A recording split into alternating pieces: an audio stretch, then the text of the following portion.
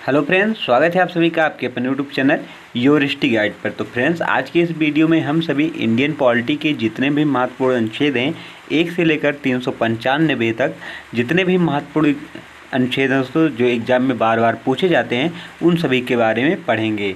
दोस्तों यहाँ पर जितने भी अनुच्छेद लिए हैं मैंने, वो एग्ज़ाम में बार बार पूछे ही गए हैं, इसलिए आप सभी के लिए वीडियो काफ़ी इंपॉर्टेंट होने वाला है। चलिए देखते हैं पहला अनुच्छेद 1। अनुच्छेद 1 क्या कहता है?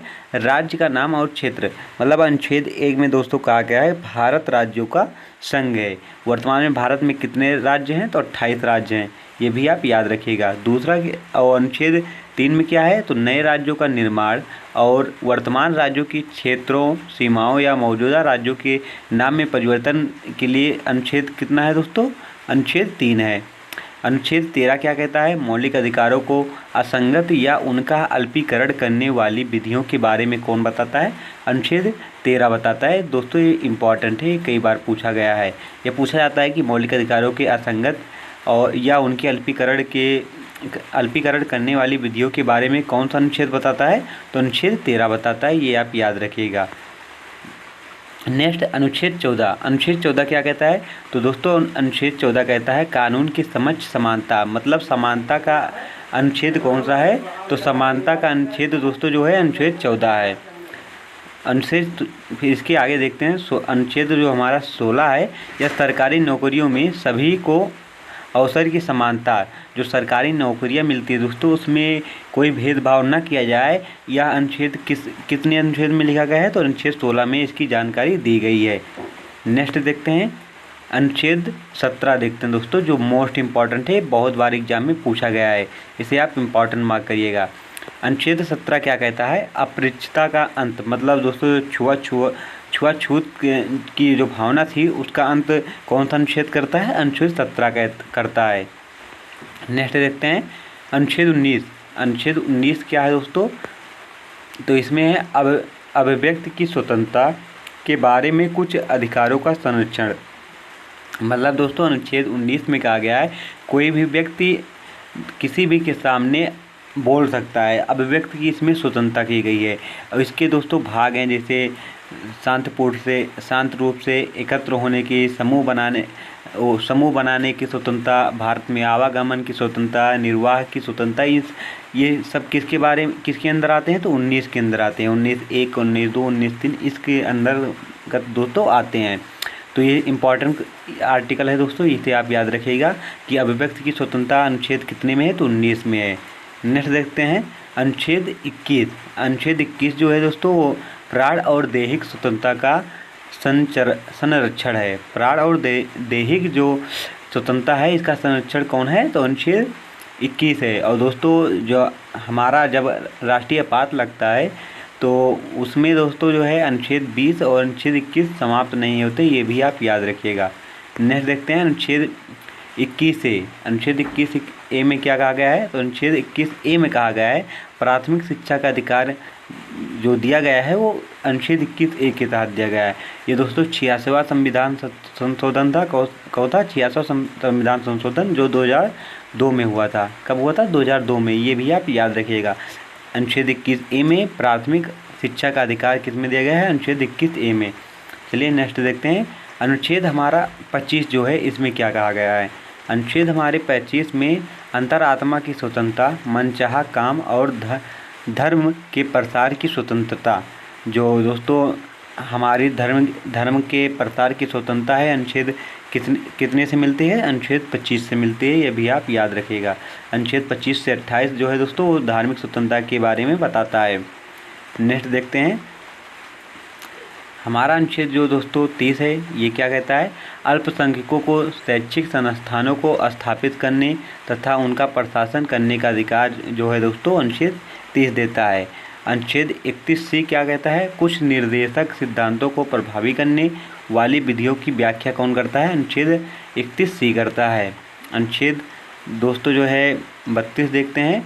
तो मौलिक अधिकारों को लागू करने के लिए रीट सहित अन्य उपचार जो हैं दोस्तों अनुच्छेद 32 में है। अनुच्छेद 32 तो है दोस्तों संवैधानिक विचारों का अधिकार इससे मिलता है। अगर हमारे मौलिक अधिकारों का उल्लंघन होता है तो हम अनुच्छेद 32 के अनुसार जो है वो सुप्रीम कोर्ट में याचिका दाखिल कर सकते हैं। नेक्स्ट देखते हैं अनुच्छेद 38। अनुच्छेद 38 जो है दोस्तों, ये हमारा राज्य लोगों के कल्याण को बढ़ावा देने के लिए एक सामाजिक व्यवस्था को बनाएगा। इस जो राज्य है दोस्तों, उसको यह अधिकार दिया गया है कि वो लोगों के कल्याण को बढ़ावा देने के लिए एक सामाजिक व्यवस्था बनाए। अनुच्छेद 40, ये दोस्तों इम्पॉर्टेंट है, ये कई बार एग्जाम में पूछा गया है। अगर आप PYQ लगाते होंगे तो आपको मिला ही होगा। अनुच्छेद 40 जो है दोस्तों, उसमें ग्राम पंचायतों का संगठन के बारे में बताया गया है। अनुच्छेद 44 जो है, नागरिकों के लिए एक समान नागरिक संहिता, जो दोस्तों नागरिक हैं उनके लिए एक समान नागरिक संहिता के बारे में वर्णन किस अनुच्छेद में है, तो अनुच्छेद 44 में ये इंपॉर्टेंट क्वेश्चन है। नेक्स्ट देखते हैं अनुच्छेद जो दोस्तों 45 है, इसमें क्या कहा गया है। अनुच्छेद 45 में 6 साल से कम उम्र के बच्चों के लिए अनिवार्य शिक्षा का प्रबंधन किया गया है। अनुच्छेद जो 6 से कम उम्र के बच्चे हैं दोस्तों, उनके लिए जो निःशुल्क शिक्षा मिलती है वो अनुच्छेद कितने अनुच्छेद के अनुसार मिलती है, तो अनुच्छेद 45 के अनुसार मिलती है। नेक्स्ट देखते हैं अनुच्छेद 46। इसमें अनुसूचित जातियों, अनुसूचित जनजातियों और अन्य कमज़ोर वर्गों के शैक्षिक और आर्थिक हितों को बढ़ावा देने की बात बताई गई है अनुच्छेद 46 में। अनुच्छेद 50 मोस्ट इम्पॉर्टेंट आर्टिकल है दोस्तों, ये आप मार्क करिएगा। अनुच्छेद 50 जो है वो कार्यपालिका से न्यायपालिका को अलग किया जाना है दोस्तों। मतलब जो न्यायपालिका है और राज्यपालिका है, इन दोनों के बीच जो शक्तियों का विभाजन होता है किस अनुच्छेद के तहत होता है, तो अनुच्छेद 50 के तहत होता है। नेक्स्ट देखते हैं अनुच्छेद हमारा 20 जो है दोस्तों अनुच्छेद हमारा जो 51 है, इसे देखते हैं। तो अंतर्राष्ट्रीय शांति और सुरक्षा को बढ़ावा देने के लिए किस अनुच्छेद में बताया गया है, तो आर्टिकल हमारे जो 51 है इसमें बताया गया है अंतर्राष्ट्रीय शांति और सुरक्षा को बढ़ावा देने की बात।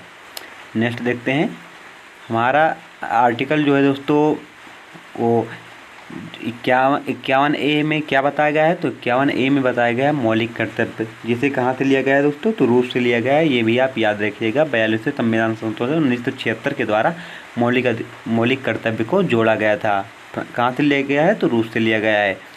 नेक्स्ट देखते हैं अनुच्छेद जो 72 है, इसमें क्या बताया गया है, तो राष्ट्रपति की शक्तियों जैसे क्षमादान, सजा का निलंबन, कुछ मामलों में सजा को कम करना आदि का प्रावधान जो है, संसद की एक सत्र की कार्रवाई, व्यय का ब्यौरा, इन सभी के बारे में जो वर्णन है दोस्तों अनुच्छेद हमारे 72 में मिलता है। नेक्स्ट देखते हैं अनुच्छेद 74। ये दोस्तों जितने भी आर्टिकल हम आप सभी को करा रहे हैं इम्पॉर्टेंट हैं दोस्तों, ये एग्ज़ाम में बार बार पूछे जाते हैं, इसलिए आप सभी इस वीडियो को ध्यानपूर्वक देखें। हो सके तो नोट्स बना ले, नहीं तो दोस्तों आप सभी को मैं PDF टेलीग्राम पर प्रोवाइड कर दूंगा, वहाँ से आप इसे लेकर 2-4 बार ज़रूर पढ़ लेना।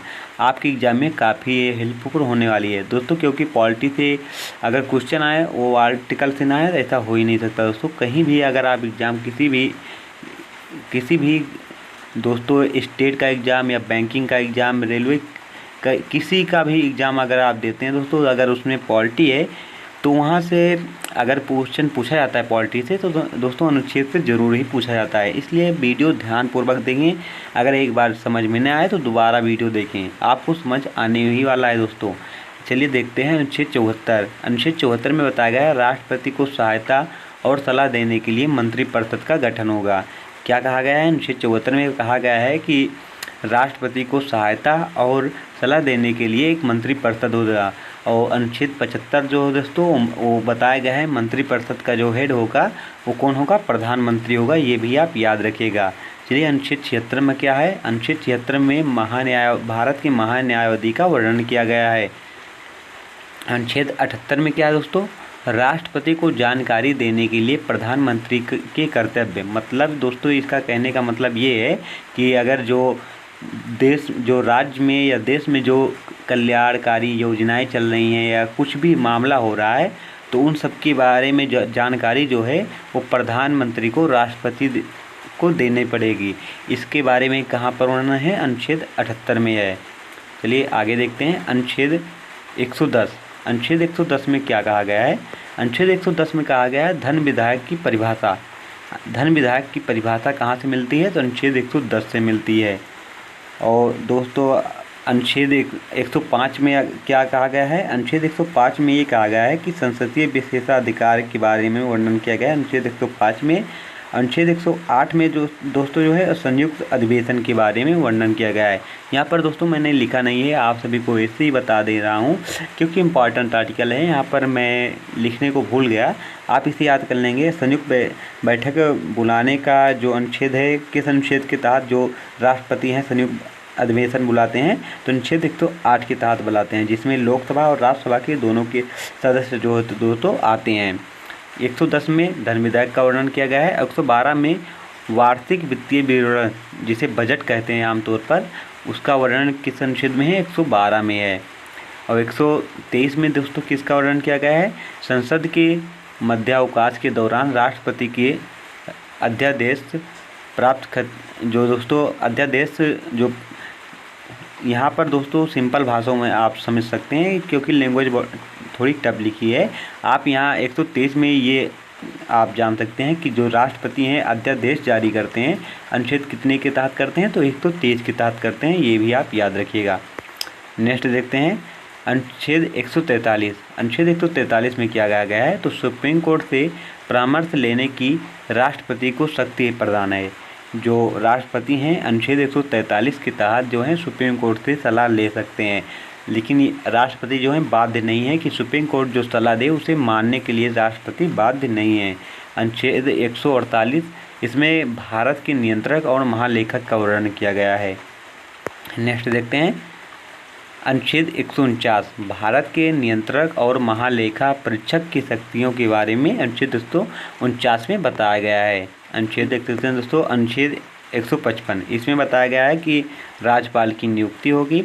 अनुच्छेद 161 इसमें क्षमादान को कम करने, टालने और निलंबित करने की राज्यपाल की शक्तियों के बारे में वर्णन किया गया है अनुच्छेद 161 में। अनुच्छेद 163 राज्यपाल की सहायता और सलाह के लिए एक मंत्रिपरिषद होगा। और अनुच्छेद दोस्तों जो 165 है इसमें बताया गया राज्य के महाअधिवक्ता के बारे में वर्णन किया गया है। अनुच्छेद 167 में दोस्तों बताया गया है राज्यपाल को जानकारी देने के लिए मुख्यमंत्री के कर्तव्य होंगे।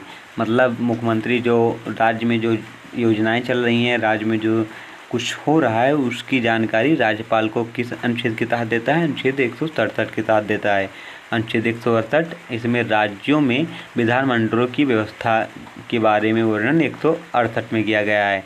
अनुच्छेद 169 राज्यों में विधान परिषद की रचना या उन्मूलन की व्याख्या अनुच्छेद 169 करता है।